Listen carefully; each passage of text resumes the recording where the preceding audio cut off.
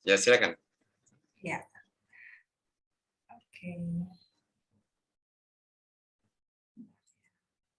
Ya, Bismillahirrahmanirrahim. Assalamualaikum warahmatullahi wabarakatuh. Salam sejahtera untuk kita semua. Selamat sore sahabat investor pasar modal Indonesia, apa kabar? Semoga semuanya Baik, Bu. sehat, baik gitu ya. Terima kasih saya ucapkan kepada para sahabat investor yang tetap semangat di sore hari ini. Kita sama-sama belajar. Sebetulnya kalau saya sih nggak berani bilang ya belajar bersama ya, tapi lebih sifatnya tuh saya sharing tentang produk yang keseharian sering saya geluti gitu ya. Nah, di sore hari ini kalau yang ramah dipanggilnya Eyang atau Opa, sahabat investor bisa panggil saya Kak Anita. Sore hari ini selain Eyang Ratman, saya ditemani dengan Kak Dian, Amelia yang tadi sudah disebutkan, sama Eyang Ratman juga ada tim dari Samuel Asset Management itu Leonardo dan Linda. Nah, doa saya waktu di sore ini kita gunakan ini menjadi waktu dan ilmu yang bermanfaat bagi kita semua. Dengan mantra yang saya ucapkan, masa depan kita semua sejahtera, amin. Amin. Amin. Amin. Sesuai dengan tema judulnya ya, siap mempersiapkan masa depan kita untuk menjadi sejahtera melalui tentu pasar modal Indonesia. Sedikit engagement nih, sahabat investor. Bagaimana sih ini ngomong financial planning gitu ya? Bagaimana, boleh cepat aja kita jawab respon bagaimana sahabat investor berharap bahwa perencanaan keuangan itu bisa bekerja buat kita. Silakan dong. Bagaimana perencanaan keuangan bisa di-chatting, biar saya lihat expect-nya seperti apa gitu. Bagaimana perencanaan keuangan bisa bekerja buat saya gitu. Dari kakak-kakak sahabat investor di sini. Boleh silahkan. Ada time and financial freedom. Oke, setuju. Jadi perencanaan keuangan itu bisa memberikan kebebasan baik waktu maupun juga secara finansial ya. Ya, sementara sahabat investor di sini, mostly tadi ada bekerja, dokter, ada yang profesor gitu ya. Sehingga fenomenanya Bapak Ibu kakak di sini tuh sebagai profesional mapan pastinya sibuk. Itu tadi time-nya sibuk banget dengan semua profesionalisme yang sudah melekat sehingga nggak ada waktu untuk mentelateni market gitu ya. Saya anggap demikian karena lebih fokus kepada kesibukannya saat ini, dan sementara tuntutan standar hidup, gaya hidup sebagai profesional itu juga sebagai profesional itu seiring bertambahnya waktu beserta seiring dengan meningkatnya pemasukan juga mungkin berbarengan berjalan berbarengan. Maka kebutuhan untuk semuanya, untuk kebutuhan semuanya itu bisa tercukupi itu pasti tinggi sekali. Nah, dalam pengalaman saya, salah satu cara untuk bisa mensupport antara kebutuhan tersebut itu adalah kita mampu mengelola uang yang kita miliki, uang cash keras yang sudah kita pegang untuk menjadi lebih optimal. Sementara ada itu ya tadi ya untuk berinvestasi langsung di yang saham langsung mungkin gitu. Itu membutuhkan waktu, membutuhkan keahlian, membutuhkan mentalitas yang kuat gitu. Nah, di session sore hari ini reksadana mungkin bisa menjadi salah satu solusinya yang menjadi bagian di dalam perencanaan keuangan kita. Sahabat investor, prinsipnya untuk kita bisa menjadikan perencanaan keuangan di mana termasuk di dalamnya adalah reksadana sebagai kendaraan kita untuk mencapai tujuan-tujuan yang membutuhkan uang untuk mewujudkannya, maka ini yang paling saya senang dan selalu saya pegang. Becoming wealthy is not a matter how much you earn or what you do, is a matter of managing your money properly. Nggak peduli kita tuh apa kerjaannya, berapa pendapatannya, tetapi tadi ya, time and financial freedom itu bisa kita dapatkan karena kita mampu mengelola uang yang sudah kita miliki atau rezeki yang sudah kita pegang gitu. Karena fenomenanya banyak orang kaya menjadi miskin dan banyak orang yang terlahir tidak kaya tapi bisa memiliki keluarga dan masa depan yang mapan sejahtera. Setuju ya? Nah, mereka itu diantaranya nih yang paling, maksudnya yang termasuk yang saya adore gitu ya, Bob Sadino, Lee Kee-hong, Jack Ma gitu. Mereka tuh orang-orang yang mapan, sejahtera, dan bukan dari bawaan lahir bahasanya gitu kan ya. Mereka itu adalah orang-orang yang berusaha, yang punya tujuan, berusaha mencapai tujuannya, dan berhasil tujuannya tercapai, juga berinvestasi. Ini dia. Stepnya untuk kita bisa mencapai itu, saya singkat menjadi fun. Step fun itu adalah simple skill set, cuman kalau kita lakukan dengan persisten, maka ini kita akan bisa mencapai masa depan yang sejahtera. Fun yang dimaksud ini adalah focus on your goals. Yang dimaksud dengan focus on your goals, kita memiliki tujuan yang kita anggap penting dan ingin kita capai. So, kita bisa fokus di sana. Lalu, utilize your money. Skill set keduanya adalah utilize your money. Kita mampu memanfaatkan uang kita, dengan uang kita tersebut bisa bekerja untuk kita. Dan yang terakhir, no doubt to invest. Nggak ada keraguan kita untuk berinvestasi dengan resiko yang terukur. Apa sih bedanya investor dengan bukan investor? Investor itu adalah orang yang berani berinvestasi dengan resiko yang terukur. Karena kalau enggak dengan resiko yang terukur, namanya gambling. Gitu ya. Setuju ya? Nah, berikutnya kita satu-satu ya.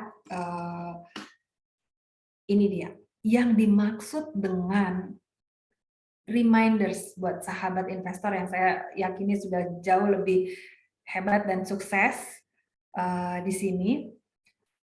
Saya merimain bahwa mindset, skill set, knowledge yang diperlukan di dalam focus on your goals itu adalah memiliki tujuan, artinya kita mampu melihat masa depan yang kita inginkan di saat ini.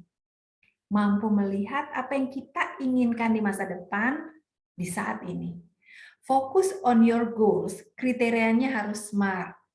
Misal punya uang 500 juta 5 tahun dari sekarang untuk DP rumah. Punya aset pasif income untuk bisa memberikan 5 juta per bulan di 20 tahun atau 10 tahun yang akan datang. Itu smart. Nah, itu yang part of dari focus on your goal. Dan fokus on your goals dalam keuangan adalah juga berarti kita menetapkan life standar kehidupan kita. Seberapa mapan yang kita inginkan? Seperti apa kehidupan sejahtera yang saya inginkan? Nah, ini fokus on your goals, saya bahasakannya. Ketika kita punya fokus terhadap tujuan yang ingin kita capai, maka ini akan menjadi engine untuk kita step berikutnya. Cepatnya adalah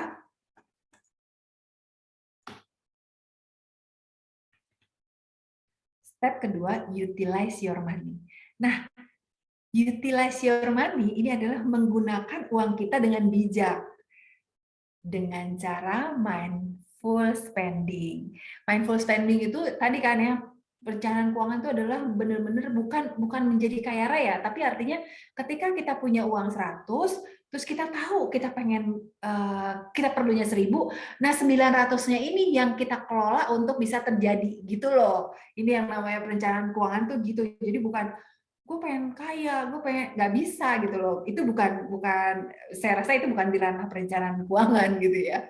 Nah, maka ketika kita sudah terima uang kita segini, untuk bisa kita mencapai masa depan yang sejahtera, mempersiapkan masa depan yang sejahtera, caranya adalah dengan mindful spending. Kelola arus kas atau cash flow yang kita punya ini secara optimal. Dengan memperbaiki struktur hutang, senantiasa cash flow-nya positif, sehingga kita pun memiliki budget untuk ditabung atau diinvestasikan. Nah, untuk mindful spending nih, kalau contohnya nih buat saya ya, jika saya ingin menggunakan uang saya ini untuk porsi yang nggak ada di perencanaan keuangan saya, maka saya akan tanyakan nih ke diri saya nih pertanyaan ini sebagai mantra, Nita, ini kebutuhan atau keinginan? Nah, itu biasanya agak-agak lumayan bisa berhasil, tapi nanyanya emang nggak bisa sekali terus, karena godaan itu kadang-kadang besar. Beli tas, Nita, ini kebutuhan atau keinginan? Tapi ini model yang ini aku belum punya, warna ini nggak ada. Nah, itu ketika ditanyain keinginan kebutuhan berkali-kali, akhirnya ini keinginan masih banyak, pasti nggak usah tambah lagi deh, gitu misalnya ya. Dan ketika ingin menggunakan uang kita untuk belanja nih, sahabat investor, pastikan kita menanyakan ini dulu sebelum membayar. Ini belanja kaya atau belanja gaya, gitu ya. Ini belanja kaya atau belanja gaya? Yang pasti kalau uang kita sisihin ke reksadana, itu belanja kaya dan belanja gaya. Untuk gaya-gaya kita di depan maksudnya ya. Karena kita tahu bahwa uang yang kita keluarkan untuk membeli tersebut, untuk pengeluaran tersebut itu bisa memberikan value positif ke depannya, bisa mendatangkan arus kas di masa depan nantinya. Nah, sahabat investor, ketika kita ingin menggunakan uang kita untuk membeli aset, apakah itu aset harta atau aset beban, itu pun perlu kita udah perlu cerdas gitu loh istilahnya di masa sekarang gitu. Nah, banyak momen para nasabah saya tadi juga yang Rahman juga udah sempat cerita kan bahwa disimpan, akhirnya bisa buat beli, buat anak beli mobil, mengganti mobil untuk S2 gitu ya. Saya pribadi juga ngerasain untuk yang ternyata bisa ya buat DP aset apartemen gitu. Ternyata bisa ya buat kos-kosan kayak gitu. Itu yang akhirnya otak tuh kepake bahwa uang tuh enggak deh buat bener-bener dipakai sebagai aset, bukan hanya tanah kosong. Kalau beli tanah pengennya ditanemin sesuatu kayak gitu. Itu ternyata merupakan esensi daripada financial IQ katanya, yaitu cerdas finansial gitu ya.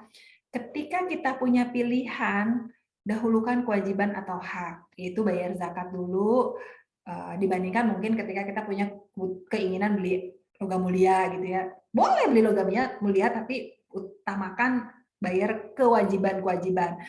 Zakat, perpuluhan, ataupun kita punya kewajiban bayar uang sekolah, bayar satpam gitu misalnya gitu. Itu yang kewajiban itu perlu didahulukan dibandingkan hak. Itu part of dari utilize your money untuk cash flow kita akhirnya menjadi berkah barokah gitu ya Bu, ya begitu ya kakak-kakak. Ketika dalam intention menabung, terutama berkaitan dan demi tercapainya tujuan-tujuan keuangan kita, perlu dilihat atau perlu di confirm bagaimana kebiasaan kita. Apakah di awal untuk menjadi suatu kebiasaan yang disisihkan atau di akhir menjadi bagian yang dari sisanya. Upayakan itu disisihkan bukan dari sisanya. Nah, investor dengan kita bisa menggunakan uang kita secara mindful, secara sadar untuk pemasukannya lebih besar dari pengeluaran, dan kita punya hutang yang produktif, bukan hanya hutang konsumtif, maka ini akan membawa kita kepada positif cash flow bulanannya, dan akhirnya ada budget yang bisa kita pastikan untuk diinvestasikan di reksadana. Gitu. Slide berikutnya, utilize your money itu termasuk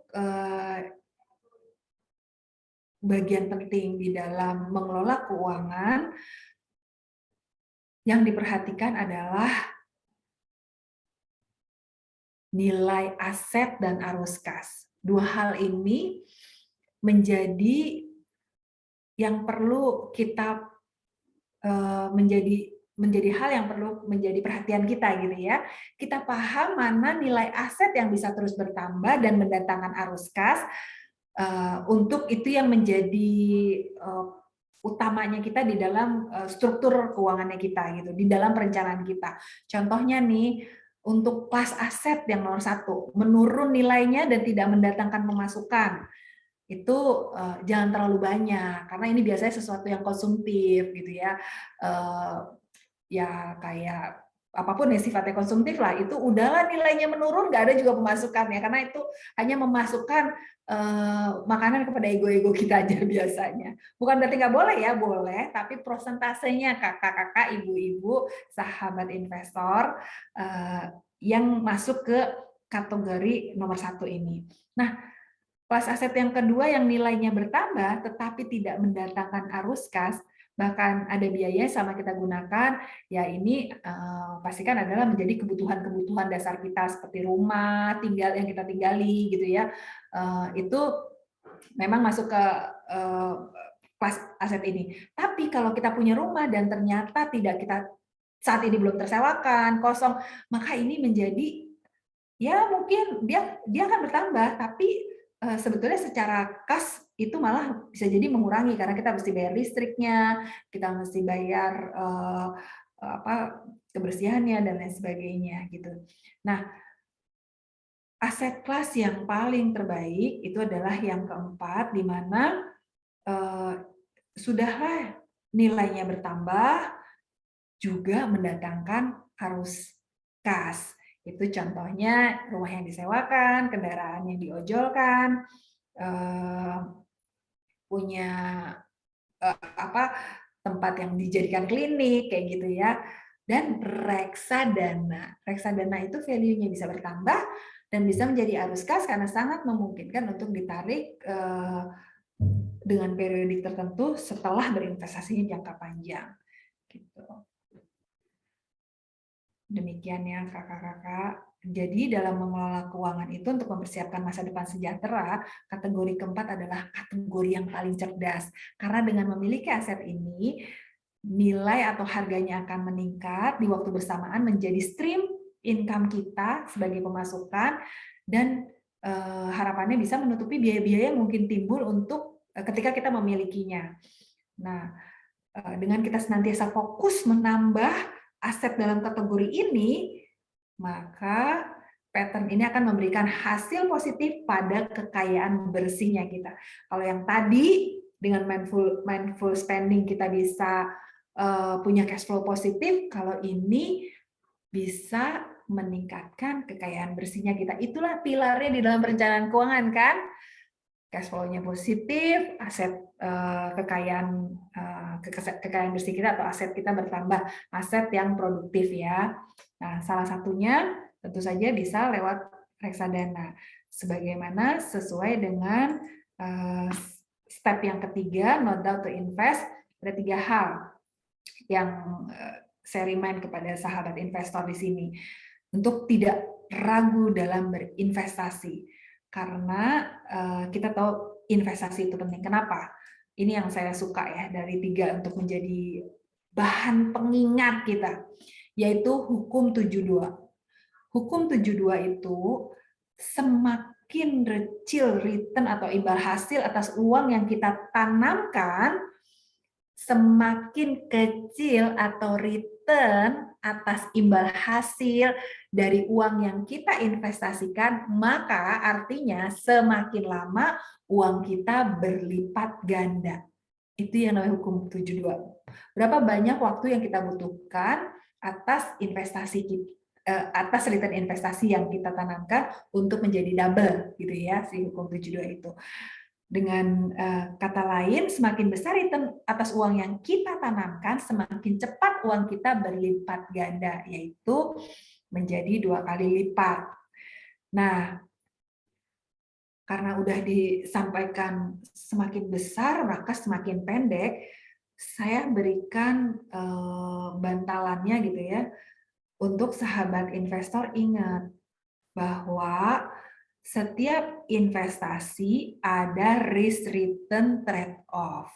Dalam setiap return yang dijanjikan selalu ada resiko yang menyertainya. Maka kita perlu paham atas semua resiko dari produk investasi yang mau kita miliki.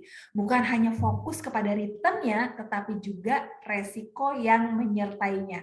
Karena yang ketiga ini, yaitu compounding of return, bagaimana investasi itu memiliki hukum atau sistem bunga yang dibungakan lagi atau bunga berbunga, maka kalau kita salah-salah berinvestasi karena tergiur dengan return-nya, nah nih resikonya tercompounding, emang mau? Nggak mau ya, resiko tercompounding gitu, terbungakan lagi gitu. Jangan sampai, serem banget kan.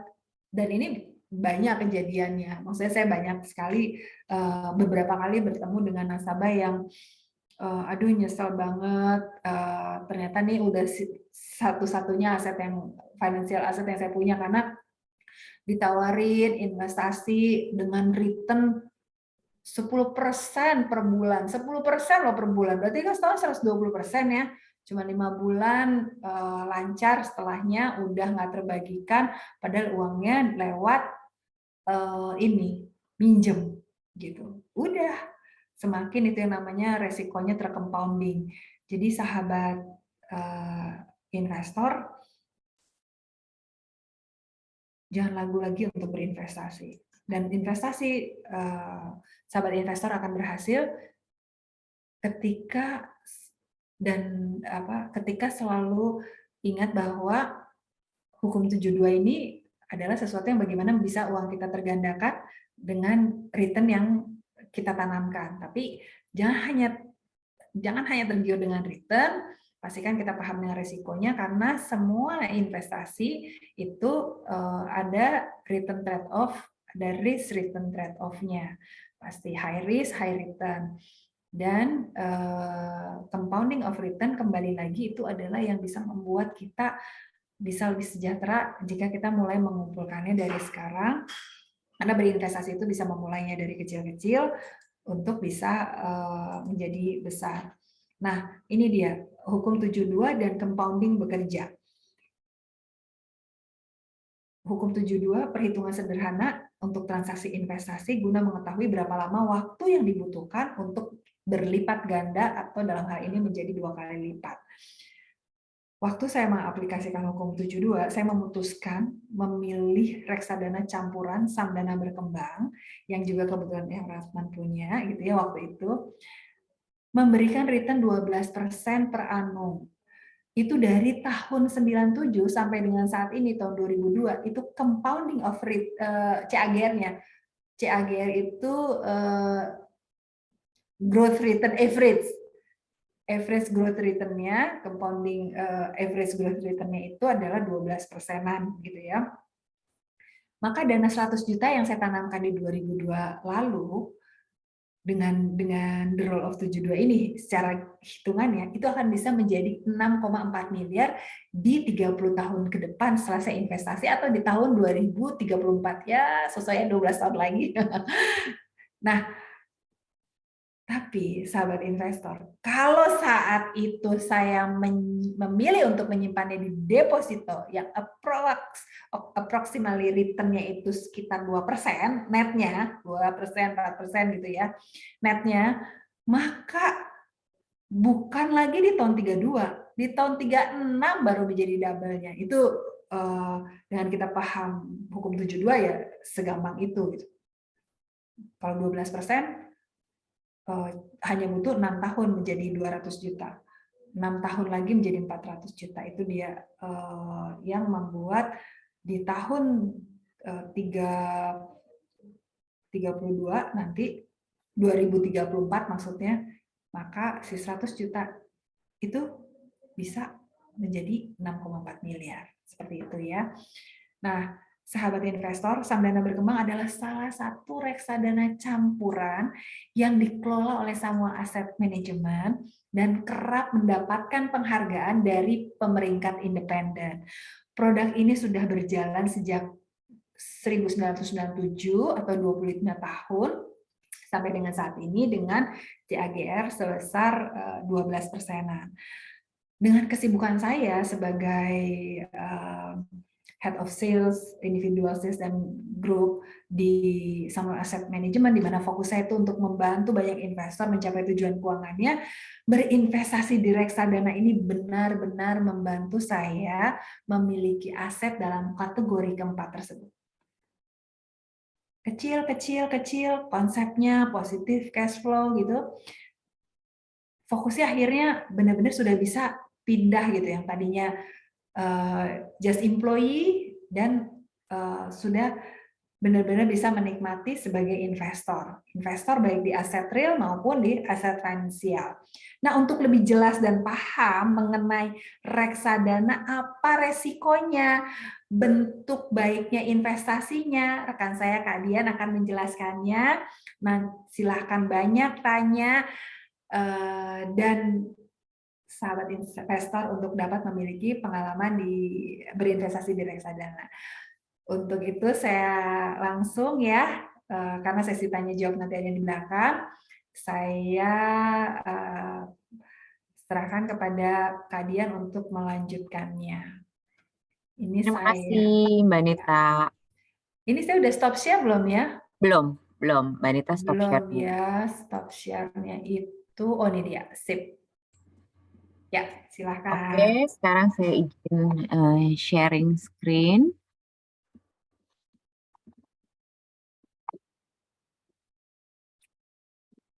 Selamat malam, sahabat investor semua. Apakah materi presentasi saya bisa terlihat dengan jelas?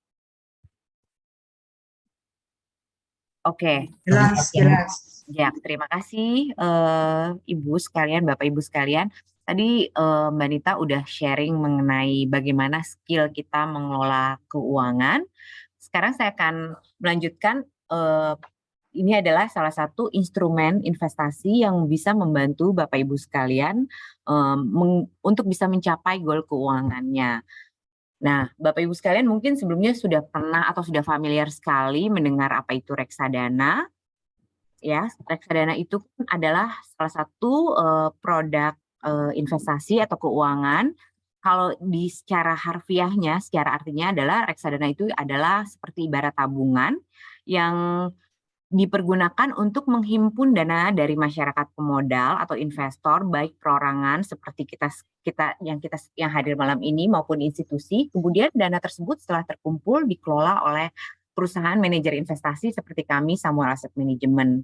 Setelah dana itu terkumpul, dana tersebut bisa dikelola dan dimasukkan ke dalam instrumen aset berupa saham, obligasi, dan atau pasar uang gitu ya. Nah, jenis-jenisnya sendiri adalah seperti tadi, jenis reksadana itu terdiri dari beberapa jenis. Ada reksadana saham, reksadana pendapatan tetap, reksadana pasar uang, dan reksadana campuran. Nah, selain 4 jenis reksadana yang tadi, kita punya reksadana namanya reksadana ETF atau Exchange Trade Fund.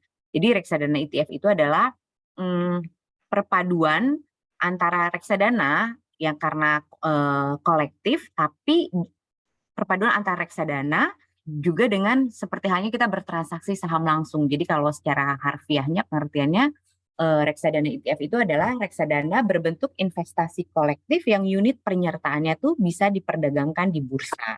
Seperti itu Bapak Ibu. Nah, perbedaannya ETF dengan reksadana biasa itu adalah kalau reksadana biasa, Bapak Ibu bisa membelinya langsung kepada manajer investasi atau agen penjual reksadana. Sedangkan ETF bisa dibeli melalui dealer partisipan di pasar primer maupun melalui broker ataupun di pasar sekunder. Nah, secara minimum pembelian juga memang ada perbedaan. Kalau di Samuel Asset Management sendiri, minimum pembeliannya itu adalah 100.000. Sedangkan kalau untuk ETF, itu minimum pembeliannya itu berbeda tuh antara pasar primer dan pasar sekunder tuh minimumnya berbeda-beda. Biasanya kalau di pasar primer itu minimumnya adalah 1.000 unit. Jadi 1.000 unit harganya sama seperti harga reksadana, berapa harga reksadananya kemudian dikalikan dengan per 1.000 unit itu. Nah, memang secara nominal biaya lebih besar kalau kita membeli di pasar primer. Tapi apabila Bapak Ibu sekalian membeli di pasar sekunder, sama halnya seperti bertransaksi saham biasa, seperti itu. Nah, biaya transaksinya juga berbeda antara ETF dengan reksadana. Kalau reksadana itu biasanya kan memang ada maksimum ya biaya pembelian penjualan, tapi memang kalau untuk di Samuel Asset Management sendiri itu kita biaya transaksinya 0. Kalau untuk biaya ETF sama halnya itu ada fee tergantung dari brokernya. Nah, resikonya juga berbeda gitu. Kalau reksadana itu kan resikonya dikelola oleh manajer investasi. Nah, kalau ETF itu resikonya bisa lebih terkontrol atau rendah karena kan dia real time. Jadi ketika dirasa oh harganya kayaknya udah turun gitu seperti hanya bertransaksi saham, ini harganya udah cukup ini saya rasa batas toleransi resiko saya terhadap penurunan harga tersebut sekian, jadi bisa langsung jual seperti itu. Nah, dan perhitungan harganya kalau di reksadana biasa itu di akhir hari, di sore hari, biasanya besok pagi baru kelihatan. Sedangkan kalau reksadana, kalau untuk yang ETF itu dia real time sama halnya kayak saham. Harganya juga seperti itu, akhir hari kalau untuk reksadana biasa, dan reksadana ETF itu adalah real time. Nah, kalau underlying-nya aset dasarnya reksadana itu tergantung dari jenisnya, ada yang saham, obligasi maupun campuran. Sedangkan kalau reksadana ETF itu adalah ada indeks acuannya. Seperti itu. Ini saya percepat aja. Next selanjutnya itu adalah mekanisme transaksinya. Apabila Bapak Ibu sekalian gitu ya, misalnya pengen membeli reksadana ETF itu bisa melalui dua mekanisme. Jadi baik di pasar primer maupun di pasar sekunder. Tapi seperti disampaikan, kalau pasar primer itu harus membuka rekening dulu di dealer partisipan. Dan kemudian baru bisa mulai bertransaksi yang dibantu oleh dealer partisipannya. Samuel Asset Management sendiri, untuk dealer partisipannya kita punya Mandiri Sekuritas. Dan secara nominal itu memang lebih besar gitu, sekarang 100.000 unit. Tapi secara harga dia biasanya lebih murah dibandingkan Bapak Ibu bertransaksi di pasar sekunder. Kalau di pasar sekunder seperti hanya misalnya kita punya rekening saham di sekuritas A, B, C gitu, itu bisa langsung transaksi membeli reksadana ETF. Tapi ya memang harganya itu lebih mahal ketimbang harga persatu lotnya itu lebih mahal, lebih tinggi dibandingkan di pasar primer. Nah, selanjutnya, ini adalah manfaat dan resiko reksadana. Reksadana itu secara manfaat itu dia itu aman. Aman, kenapa disebut aman? Karena kita ada OJK sebagai regulator yang mengawasi kami perusahaan aset manajemen itu diawasi secara ketat oleh otoritas jasa keuangan. Dan dananya yang paling penting, Samuel Asset Management itu tidak memegang dana dari nasabah. Dana reksadana itu, jadi apabila Bapak Ibu sekalian, sahabat investor berminat untuk berinvestasi di reksadana, sahabat investor itu melakukan transfer dana ke bank kastedian, di mana bank kastedian itu adalah bank penyimpan harta. Jadi kami Samuel Asset Management itu hanya melakukan transaksi, tapi dananya itu disimpan oleh bank kastedian. Jadi apabila nasabah beli itu memberikan instruksinya memang melalui kami. kemudian melakukan penjualan juga melalui kami. Tapi yang akan melakukan transfer atau ketika kita mau bertransaksi membeli surat berharga, itu yang melakukan pembayaran itu adalah si bank kastedian. Jadi dan juga hartanya bank kastedian dengan harta induk itu terpisah seperti itu. Apabila terjadi resiko terhadap reksadana tersebut, para pemilik unit penyertaan bisa melikuidasi unit penyertaannya sesuai kepemilikannya gitu, dan itu akan ditransfer ke masing-masing pemilik unit penyertaan. Nah, selain itu, selain aman tadi, reksadana itu mudah karena kita nggak perlu lagi tuh mikirin mau beli apa, misalnya mau beli, misalnya para sahabat investor pengen bisa memiliki reksadana saham gitu, nggak perlu lagi tuh mikirin mau beli saham apa ya saat ini, industrinya yang lagi bagus apa ya gitu, karena sudah dikelola oleh profesional yang bersertifikat seperti fund manager. Kemudian kenapa disebut mudah? Karena bisa transaksi kapan aja dan di mana aja. Terus juga sahabat investor kalau mau beli reksadana, kalau di Samuel Asset Management sendiri tuh kita punya aplikasi di mana seperti halnya sahabat investor tuh punya online banking. Jadi bisa cek, bisa transaksi, jual beli, cek saldo, terus switching gitu. Dan itu real, maksudnya bisa dilakukan kapan aja selagi itu dilakukan di jam bursa. Dan begitu banyak pilihan perusahaan manajer investasi yang terdaftar di OJK, sehingga sahabat investor bisa memilih di mana perusahaan manajer investasi yang baik, yang terbaik seperti itu.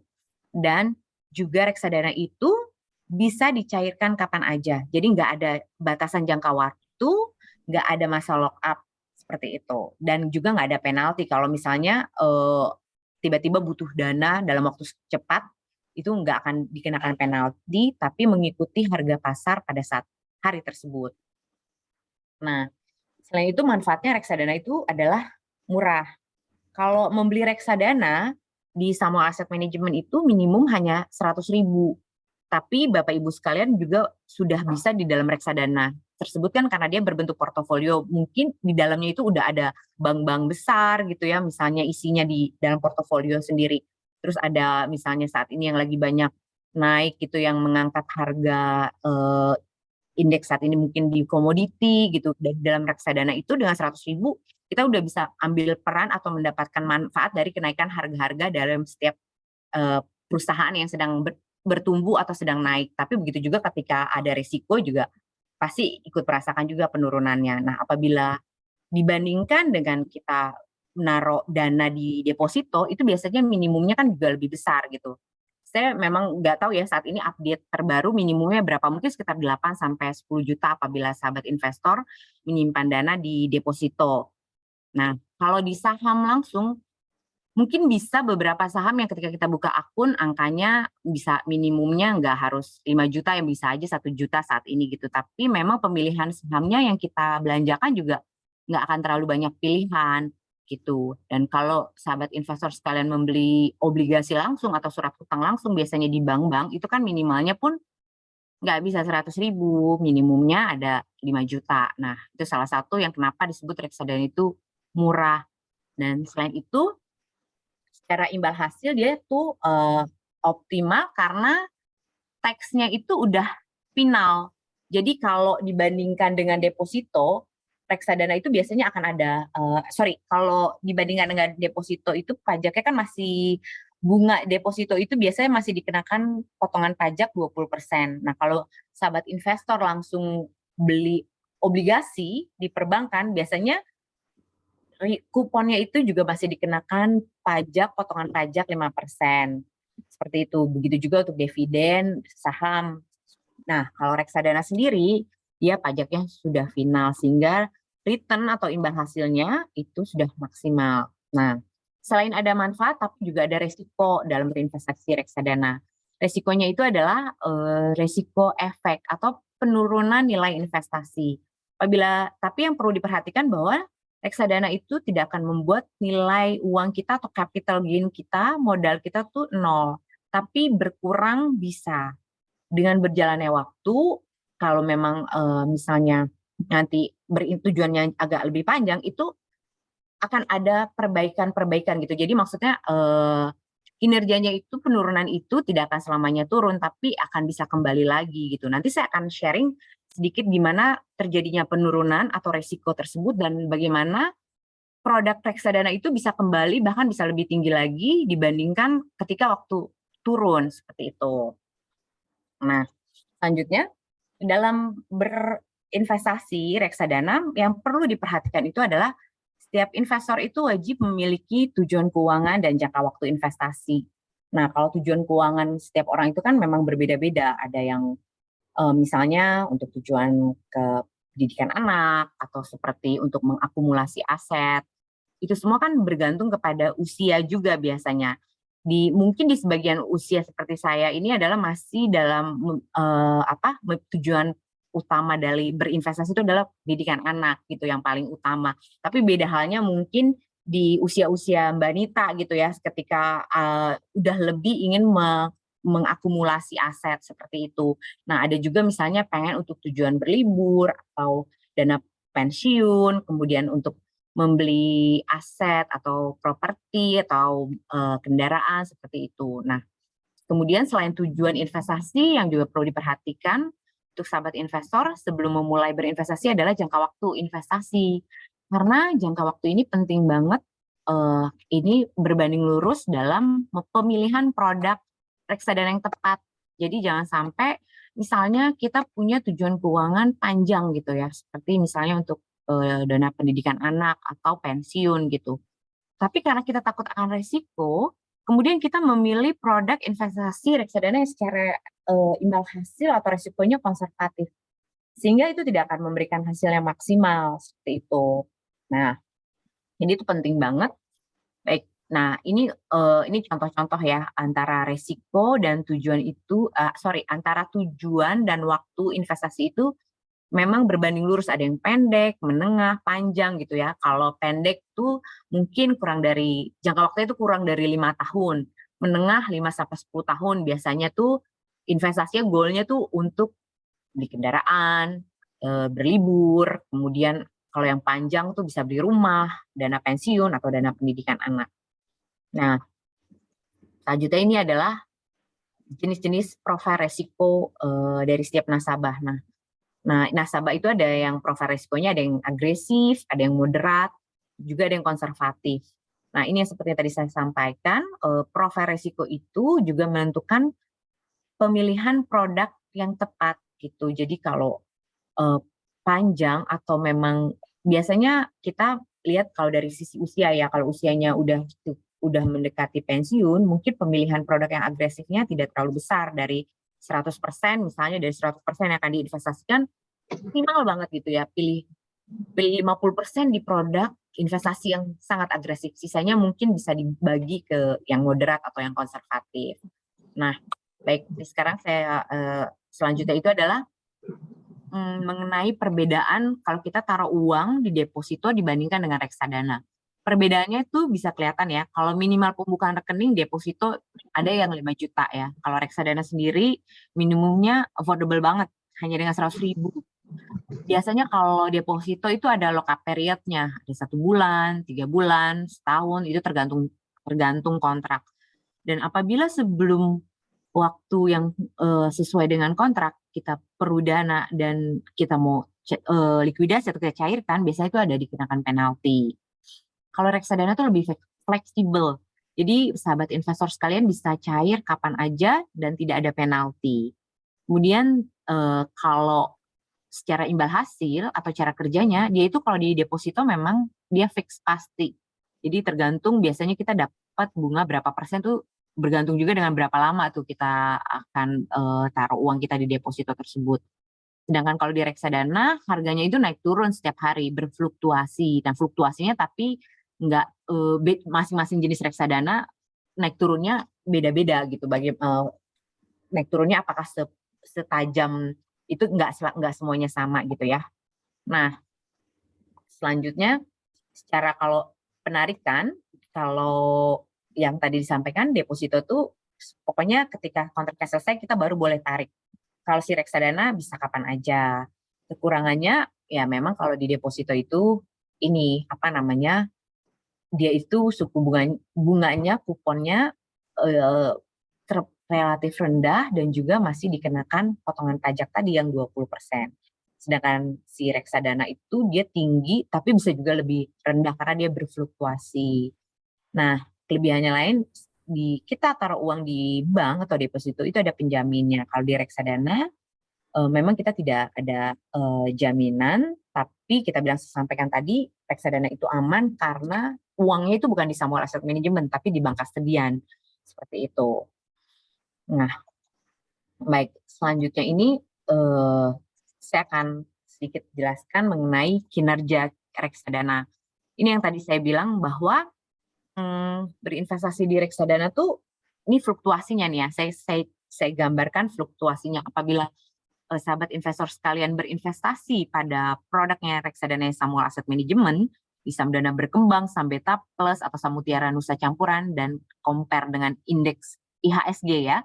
Kita bisa lihat ya fluktuasinya itu naik turunnya tuh bergeraknya ini banget ya, cukup tajam ya. Apalagi saya ambil datanya itu adalah ketika harga terendah, yaitu ketika pandemi baru masuk ke Indonesia. Jadi dari 1 Mei dan saya tarik hingga 21 September ini.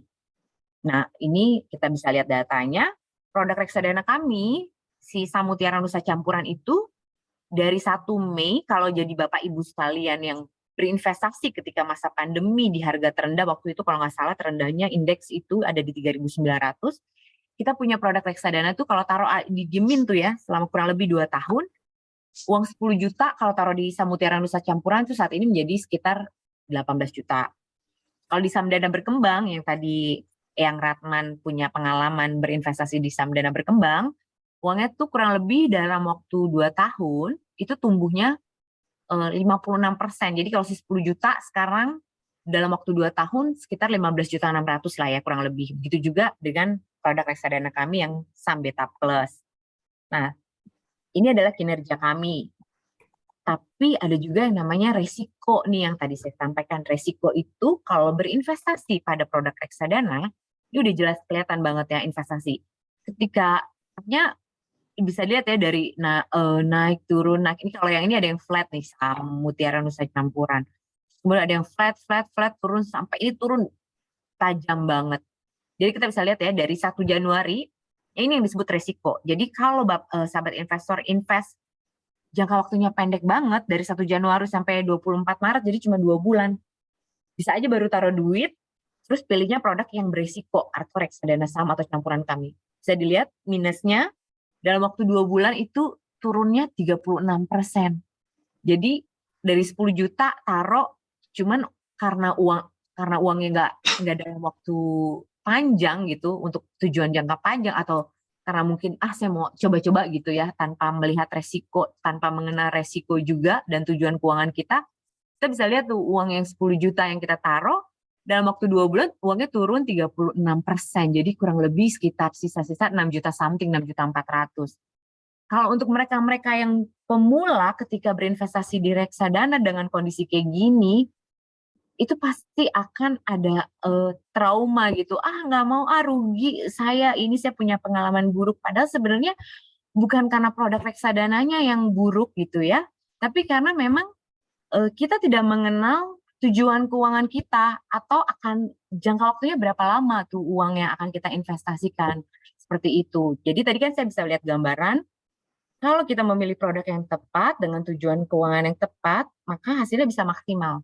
Tapi apabila kita tidak memilih produk yang tepat atau dengan tujuan yang dan jangka waktu yang tepat pula, jadi bukan keuntungan yang kita terima gitu. Jadi ya pesannya memang jangan sampai jadi membuat trauma atau membuat kayak punya pengalaman buruk sehingga agak nggak mau gitu ya. Jadi memang yang paling penting dalam berinvestasi, kenal dulu nih kita tuh mau kemana, uangnya mau berapa lama jangka waktunya dan profil resiko kita seberapa besar kita bisa menerima penurunan atau kerugian dalam berinvestasi di produk reksadana.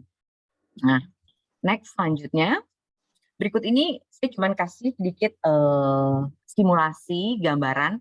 Kalau kita, ini misalnya untuk tujuan keuangan jangka pendek ya, atau untuk dana darurat. Kalau misalnya kita simpan uang nih di tabungan, kita bisa lihat ya uang di tabungan tuh sebenarnya nggak kemana-mana, nggak bertumbuh.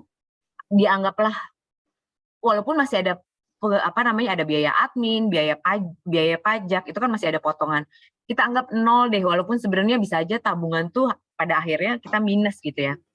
Kita nabung nih di tabungan atau anggaplah di celengan sejuta setiap bulan dalam jangka waktu 10 tahun, nggak ada bunga nol. Maka dalam waktu 10 tahun uang yang 1 juta itu akan tumbuh nilainya tuh 120 juta gitu. Tapi apabila compare dengan kita taruh di reksadana money market atau pasar uang dengan asumsi imbal hasil 6% per tahun selama 10 tahun, itu jangka waktunya sama, nominalnya sama. Tapi karena kita memilih instrumen yang berbeda, maka hasilnya juga berbeda. Yang 1 juta tadi menjadi 164 juta, sedangkan di tabungan 120 juta. Lumayan ya, ada perbedaan, cukup terlihat lumayan gitu ya. Dari mana gitu kita bisa selisihnya itu siapa yang mau ngasih juga 44 juta gitu ya. Ini sedikit simulasi. Nah, selanjutnya kalau kita taruh di deposito, uang tabungan kita taruh deposito dibandingkan dengan pendapatan tetap. Kalau deposito sekarang sih Bank Buku 4 anggaplah net dengan pajak, dipotong pajak 3% per tahun. Maka uang yang sisa 1 juta tadi, kalau kita taruh misalnya di deposito sejuta selama 10 tahun, uangnya tumbuh 140 juta.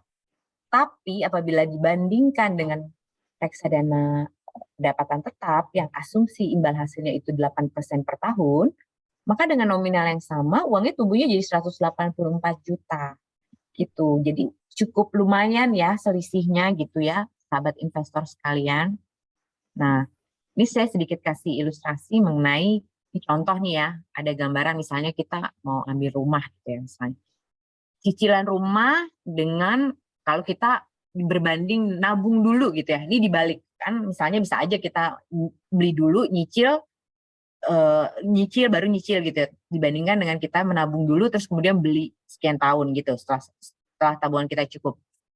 Kalau rumah yang misalnya harganya 1,2 M itu dengan asumsi kita menyicil selama anggaplah 20 tahun, maka si 1,2 M itu harga rumah, maka setiap bulan itu kita perlu cicil 6,9 juta. 6,9 juta sebulan dengan jangka waktu 20 tahun. Nah, bagaimana kalau kita compare dengan investasi, dengan taruh uangnya dulu di reksadana. Terus tapi mikir, lama-lama nggak kebeli dong, harga rumahnya kan juga naik. Nah, kita juga hitung inflasinya gitu kan. Kita bisa lihat nih di sini contohnya, kalau kita nabung dulu melalui reksadana, rumah yang 1,2 M dengan asumsi inflasi harga itu rumah itu meningkat dan naik, si 1,2 M nilai rumah saat ini dengan tingkat asumsi inflasinya 7%, maka nilai rumahnya itu di 20 tahun yang akan datang itu 4,7 miliar. Nah, jadi kita nabung dulu di reksadana, ternyata yang disisihkan itu jauh lebih kecil. Kalau tadi cicilannya 6,9 juta tapi dapat rumahnya di depan, kalau ini di reksadana 4,7 juta setiap bulan dengan dapat rumah yang sama. Jadi sebenarnya sih moral story-nya kalau kita berinvestasi, kalau kita punya goal yang lebih panjang, sebenarnya uang yang kita sisihkan tuh jauh lebih kecil dibandingkan kalau misalnya kita punya goal-nya pendek dan ya jangka waktunya tuh pendek, sehingga uang yang perlu kita sisihkan untuk bisa mencapai itu biasanya akan lebih besar, seperti itu sahabat investor sekalian. Nah, berikut ini saya juga berikan gambaran simulasi untuk persiapan dana pensiun. Kalau misalnya sahabat investor misalnya pengen pensiun nanti berapa 25 tahun lagi, kira-kira sudah dihitung nih biaya hidup saya saat ini berapa. Anggaplah misalnya pengeluaran saat ini dihitung-hitung hingga untuk menghidupi ketika kita sudah tidak produktif mungkin kurang lebih 5 miliar ya. Ini saya ambilnya gampangnya 5 miliar untuk menghidupi 25 tahun kita dari kita start kita udah tidak produktif sampai kurang lebih kita tutup usia 25 tahun. Maka kalau kita taruh di instrumen produk reksadana ini saya ambilnya reksadana saham dana berkembang dengan asumsi returnnya 12% per tahun. Maka setiap bulannya supaya nanti kita punya uang 5 miliar nih ketika kita pensiun, kita perlu menyisihkannya 2,6 setiap bulannya, seperti itu. Nah, ini juga sedikit gambaran simulasi kalau kita punya target keuangan dengan nominal yang lebih kecil. Jadi setiap bulannya juga kita perlu menyisihkan dan jangka waktunya juga lebih pendek, kurang lebih 15 tahun, maka setiap bulannya untuk 1 miliar dalam waktu 15 tahun kita simpan, kita perlu 1,9 juta setiap bulannya selama 15 tahun supaya kita punya uang 1 M nih gitu. Nah, selanjutnya next slide, saya akan sedikit mengenalkan mengenai produk siapa itu Sam. Samuel Asset Management atau SAM itu kita adalah perusahaan manajer investasi yang didirikan sejak tahun 97. Samuel Asset Management sendiri memiliki 63 orang karyawan. Kami mengelola reksadana yang terbuka dan kontrak pengelolaan aset investasi atau disingkat KPAI. Samuel Asset Management sendiri memiliki 9 produk reksadana open end, reksadana yang kita perjualbelikan untuk publik. Total dana kelolaan Samuel Asset Management itu sebesar 16 triliun. Dan memang 95%-nya itu dimiliki oleh nasabah-nasabah institusi yang terdiri dari asuransi, dana pensiun, yayasan, perusahaan, koperasi, juga lembaga keagamaan. Dan 5%-nya itu dari AUM tersebut memang dimiliki oleh nasabah individual yang kurang lebih saat ini yang terupdate hampir 16.000 nasabah individual seperti itu. Oke. Nah, ini selanjutnya seperti yang saya sampaikan tadi, ini adalah potret kinerja harian, info harian reksadana Samuel Asset Management. Kami punya reksadana saham, campuran, dan pendapatan tetap. Di sini kita bisa lihat ya, kayak contoh nih, reksadana per harga kemarin, penutupan harga kemarin, reksadana saham kita. Jadi reksadana yang ada equity-nya itu termasuk reksadana kategori reksadana saham. Kalau yang ada berkembang, berimbang, nah itu masuk dalam reksadana campuran. Kemudian juga ada, kita bisa lihat ya, misalnya Bapak Ibu sekalian misalnya membeli reksadana Sam Beta Plus. Saat ini kinerja 1 bulannya si Sam Beta Plus itu adalah 3,3%. Jadi kalau ngebacanya masuk 20 Agustus sampai 20 September 2022 uangnya tuh tumbuh 3%. Terus kalau dihitung mundur misalnya year to date nih. Year to date-nya kan YTD 18,69. Jadi kalau masuk dari awal Januari sampai per 21 September uangnya itu tumbuh 18%. Tapi kalau 1 tahun yang lalu taruh uang pada produk Sam Beta Plus berarti di 21 September 2021 sampai 21 September 2022 uangnya misalnya taruh berapa 5 juta atau 10 juta tumbuhnya sekarang 29,29%. Seperti itu sahabat investor sekalian. Nah, ini juga ada reksadana saham dana kas, ini termasuk kategori reksadana money market. Juga ada saham mutiara nusa campuran, juga ada saham dana obligasi prima, ini termasuk reksadana pendapatan tetap ini. Dan yang paling baru nih yang belum lama ini diluncurkan adalah saham dana saham Nusantara, reksadana saham seperti itu, sahabat investor sekalian. Baik,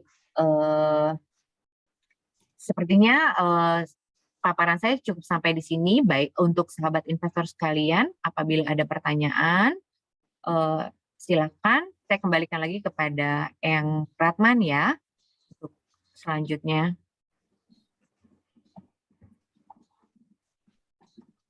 Terima kasih Mbak Dian. Sama-sama. Share-nya di... Oke, sorry. Bentar, saya stop share dulu.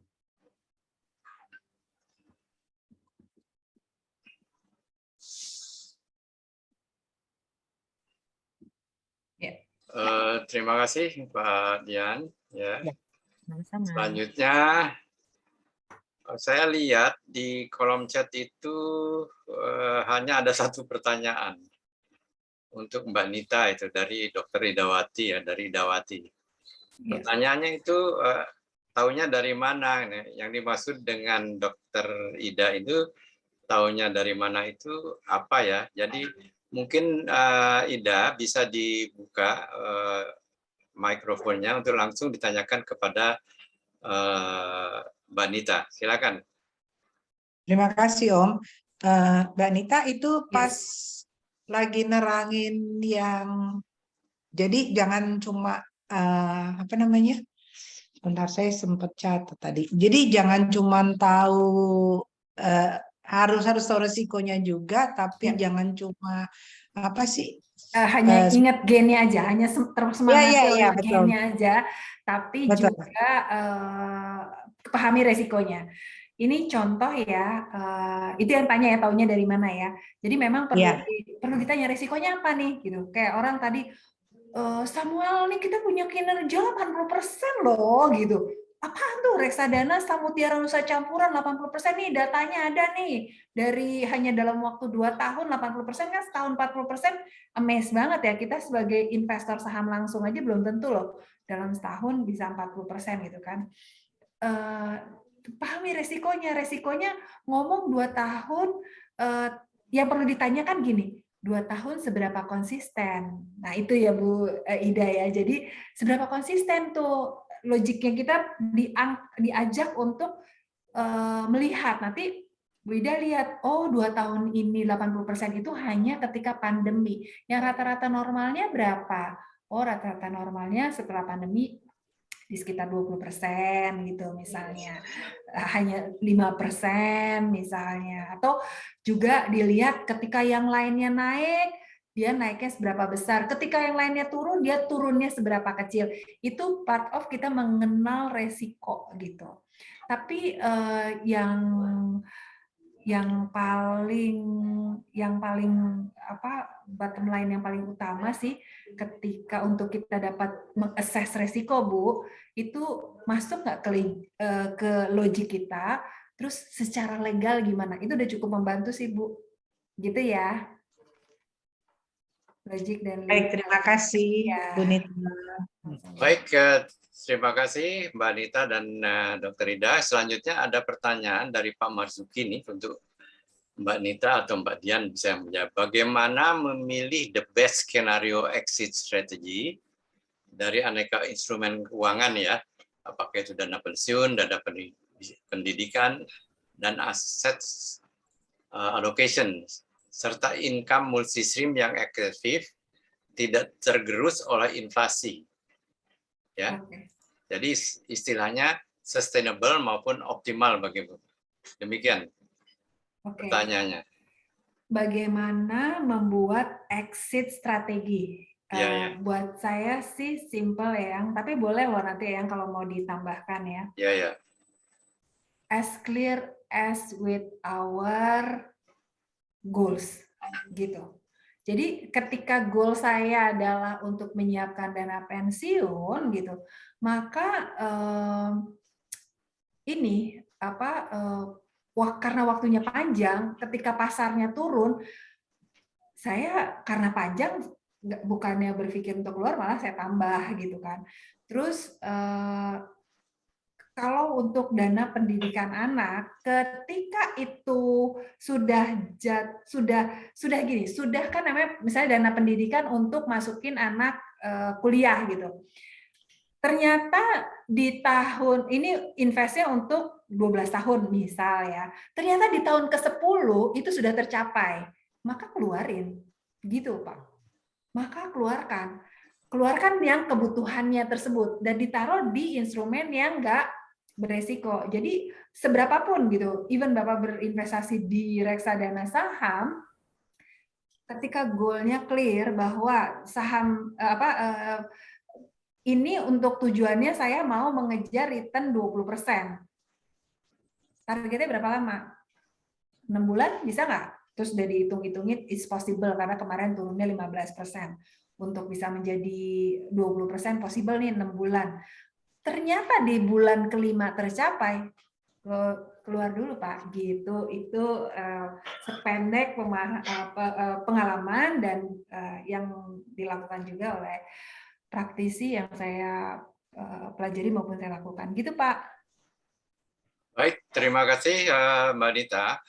Mudah-mudahan pertanyaan Pak Marzuki terjawab. Lalu ada ini nih dari Ibu Karina Lin. Ya. Selamat malam, saya Karin mau bertanya, tapi apakah boleh bertanya langsung? Silakan bertanya langsung karena tidak ada pertanyaan lain dan kita masih punya waktu kira-kira sekitar 15 menit ya. Silakan. Kepada yang lain juga yang ingin bertanya langsung silakan. Silakan Ibu Karina. Selamat malam, Pak Surahman, Mbak Nita juga Mbak Dian. Saya Karin, tinggalnya di Jakarta. Ini suaranya kok agak ini ya. Agak berisik ya? Ya, Ya, aman. Mungkin kena angin. Bentar ya, di sini. Nah, kalau gini kedengaran jelas nggak? Pak, sekarang jelas. Ya udah, berarti tadi angin. Gini, saya mau nanya soal reksadana. Saya udah punya ya, saya udah punya reksadana ya, udah cukup lama gitu. Cuma saya masih bingung mengenai lebih efektif mana frekuensi pembeliannya gitu. Jadi misalnya kita beli salah satu jenis reksadana, misalnya reksadana misalnya saham gitu ya. Nah, misalnya bulan ini kita beli senilai 1 juta gitu ya. Nah, terus udah gitu kan udah itu dikonversi sesuai nilai aktiva NAV dari jenis reksadana yang kita beli itu gitu ya. Nah, terus nanti kalau kita mau dana berkembang pasti kan kita harus harus beli lagi gitu kan reksadana itu gitu kan. Nah, sementara nilai aktiva itu juga setiap hari itu berubah gitu dari jenis reksadana yang kita beli itu sama gitu. Nah, terus saya bingung kalau misalnya kita belinya itu misalnya per 1 bulan sekali, terus nanti diindepin dulu, terus nanti baru 3 bulan lagi baru beli gitu. Apa harus rutin itu biar dapat itunya itu maksimal gitu. Ya. Terus udah gitu, kalau misalnya jenis reksadana gitu yang kira-kira efektif untuk pembiayaan kesehatan, terutama kesehatan itu untuk penyakit kronis gitu. Kira-kira apa gitu sarannya? Itu aja. Terima kasih. Ya. Silakan Mbak Nita atau Mbak Dian. Ya, nanti Kak Dian bisa ditambahkan jika ingin ditambahkan terutama dengan simulasi. Jadi Bu, tadi kan Ibu bilang udah beli reksadana, terus udah gitu untuk membeli lagi baiknya gimana? Sementara harga reksadananya udah berubah begitu ya Bu ya? Ya frekuensinya supaya kita itu bisa dapat hasilnya maksimal karena kan kita beli hari ini harga itu yang kita memang belinya 1 juta, tapi nilai reksadana itu NAV-nya itu misalnya hari ini harganya 1.000 gitu. Jadi kita dapat segitu gitu ya, sesuai itunya 1.000 tuh. Terus kalau misalnya udah besok gitu ya, besok itu reksadana yang sama yang kita beli hari ini gitu, itu kan harganya bisa berubah misalnya jadi 1.050 gitu. Terus kita beli lagi, tapi kan nanti dapatnya itu beda unitnya gitu kan. Betul sekali begitu. Gitu. Oke. Yang Ibu bingungkan atau yang Ibu ingin lebih tanyakan bagaimana baiknya gitu? Iya, maksudnya frekuensinya gitu. Karena kalau misalnya kita beli hari ini dengan harga 1.000, kita beli 1 juta, kita dapatnya berapa? 1.000 unit ya, kalau nggak salah ya jadinya. Nah, besok kita beli produk yang sama seharga 1 juta itu bisa naik, dapatnya bisa nggak 1.000 gitu. Bisa, betul. Tapi nanti nilai apanya tuh ya, NAV-nya apa-apanya tuh ya, itu kan ikut sedikit berkurang ya di pot karena itunya 1.050 yang itu 1.000 gitu kayak gitu. Ya, jadi Bu, untuk harga reksadana idealnya sih naik naik terus gitu ya, karena kita harapannya itu dapat dilakukan oleh manajer investasi sebagai profesional yang melakukan pengelolaan reksadana tersebut pada aset-aset di pasar modal. Nah, tapi pada kenyataannya market itu bisa aja turun, sehingga NAV yang Ibu beli pertama dengan NAV di pembelian Ibu kedua, ketiga, atau yang berikutnya ketika pasar turun pastinya akan lebih murah. Mungkin tanggapan saya adalah Ibu clear lagi dengan tujuannya gitu loh. Tujuan investasinya itu untuk apa? Kan tadi Yang Rarton juga udah bilang dan berkali-kali di remind bahwa reksadana tuh bukan untuk jangka pendek. At least Ibu punya gambaran, saya mau berinvestasinya nih di reksadana ini misalnya 3 tahun aja deh gitu. Itu yang tahu kan Ibu sendiri gitu ya. 3 tahun kenapa? Cuma 3 tahun. Ya soalnya saya mau pakai buat, atau saya mau pakai buat jaga-jaga kalau saya akan perlu saya gunakan untuk saya mau pergi traveling misalnya gitu ya, atau saya untuk apalah gitu. Nah, karena cuma 3 tahun Bu, maka produk yang paling baik sebaiknya adalah yang porsi terbesar di reksadana pasar uang dan reksadana pendapatan tetap. Tapi returnnya kan nggak menarik. Ya boleh ada di saham atau di campuran aja, cuman tidak boleh 50% lebih besar daripada reksadana pasar uangnya atau reksadana pendapatan tetapnya. Nah, ini adalah part of dari upaya kita untuk melakukan perencanaan keuangan agar tujuannya tercapai. Jadi kalau misalnya tadi Ibu bilang, gimana nih naik turun? Ya karena memang karakteristiknya reksadana itu seharusnya meningkat. Kakak Dian mungkin bisa diinin nggak kalkulator investasinya ya? Bisa di-share screen kali ya. Jadi kalau misalnya reksadana itu kan memang, apalagi tadi, kenapa CAGR itu menjadi satu hal yang pendorong untuk kita mau berinvestasi, karena compounded average growth return itulah yang membuat uang kita tadi kalau misalnya taruh 100 juta dalam 32 tahun bisa menjadi 6,4 miliar. Bayangkan kalau sahabat investor naruhnya bukan 100 juta, tapi 200 juta, 300 juta, atau 500 juta gitu kan. Nah, 100 juta aja jadi 6,4 miliar, apalagi kalau more than that. Atau bukan hanya sekaligus, tapi dicicil. Nah, itu nanti mungkin kalian bisa sharing tuh. Dengan kinerja reksadana, saham dana berkembang, itu berapa saham dana berkembang CAGR yang terbarunya? Tadi kan ada ya sempat di-sharing ya. Bisa dilihatin nggak? Share screen lagi. Saham dana berkembang CAGR-nya 12,87%. Nah, 12,87 dalam waktu dari 97. Jadi dalam waktu 25 tahun. Boleh di-share dengan kalkulator investasi. Kalau return-nya 12,8 itu mungkin yang pakai inflasi ya. Pakai inflasi nanti sama yang ini. Yang inflasi artinya kalau kita nabungnya sekali dan dengan yang nabungnya berkali-kali.